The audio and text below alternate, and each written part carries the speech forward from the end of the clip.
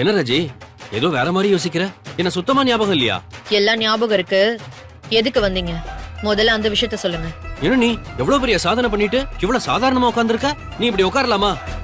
நீ எங்க இருக்க வேண்டிய ஆள் தெரியுமா? இந்த பத்திரிக்காரங்களை பிடிச்சு வாட்டுன்னு வாட்டணும். என்ன சொல்றீங்கன்னு எனக்கு புரியல. என்னம்மா எப்பேற்பட்ட விஷயத்த பண்ணிருக்க? ஆனா இந்த பத்திரிக்கைக்காரங்க ஏதோ ஓரமா சின்ன பெட்டி செய்தியா போட்டிருக்காங்க. தலைப்பு செய்தியா நல்ல கொட்டெழுத்துல போட வேண்டாமா? பத்திரிக்கை இல்லையா, பெட்டி செய்தியாவா?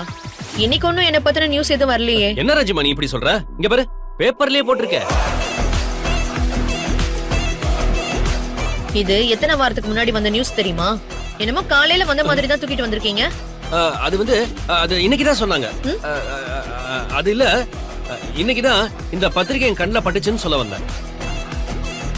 அது இருக்கட்டுமா, இவ்வளவு அற்புதமான ஒரு செய்திய ஏன் இத்தனை நாளா என் கண்ணில் காட்டாம வச்சுட்டே ஆண்டவான்னு நான் சாமி கிட்ட காட்டமா 4 கேள்வி கேட்டுட்டு தான் நேரா நான் இங்க வரேன்.